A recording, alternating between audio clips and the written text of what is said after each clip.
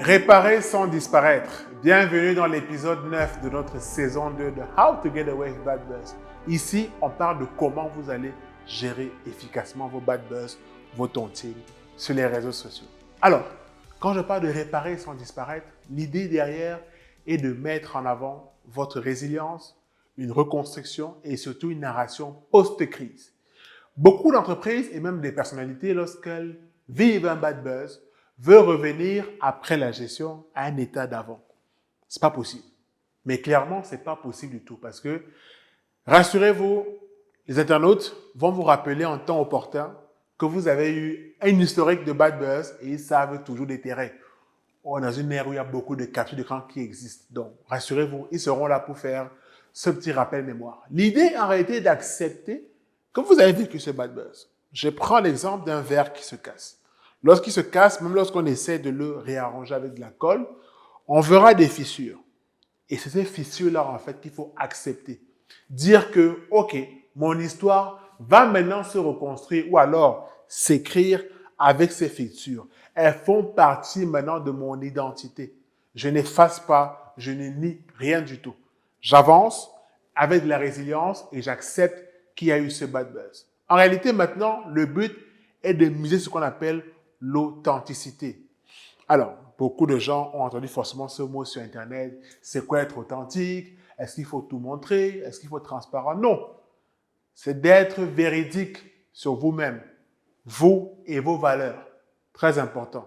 L'idée derrière, en fait, est de pouvoir jumeler ce qui s'est passé et comment vous comptez avancer. Imaginez que vous êtes victime, et là je parle pour les personnalités, des fois il y a des images à caractère sexuel qui peuvent circuler de vous. Il faut pouvoir justement admettre que ces images sont présentes en ligne et pouvoir aussi dire dans quel cadre elles étaient tournées. Là, pour le coup, ce sera forcément une fuite si ce n'est pas de votre part.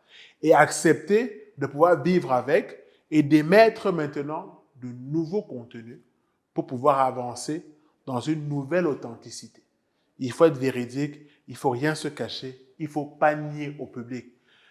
Les gens acceptent même encore mieux des erreurs humaines et montrer un peu le côté vulnérable des marques ou même des personnalités. Le fait de montrer que non, je suis trop fort ou alors de faire semblant d'une certaine vulnérabilité. On voit des gens qui essayent des fois de pleurer, de s'attrister. C'est vrai pour le coup, ça peut émouvoir une partie des abonnés, mais pas tous. On a des cas, et là j'ai remarqué malheureusement ce phénomène-là, des créateurs de contenu qui voient leur image être modifiée en vidéo et pour le coup, ça peut leur porter préjudice. Des gens, généralement, essaient de nier l'évidence, mais en réalité, ça fait partie du game. Ça fait partie clairement du jeu. Des gens qui vont se servir de votre image pour pouvoir détourner et faire des fake news. Retenez juste que vous avez besoin de reconstruire, d'aller de l'avant avec l'authenticité, de la résilience et de pouvoir vous affirmer en tant que marque et de ne pas nier votre passé. Et quand j'entends passé, je parle d'historique sur vos réseaux sociaux. Voilà pour l'épisode 9. On va aller maintenant au dernier épisode de notre saison 2 de How to Get Away with Bad Buzz pour clôturer ce chapitre de la gestion des crises sur les réseaux sociaux.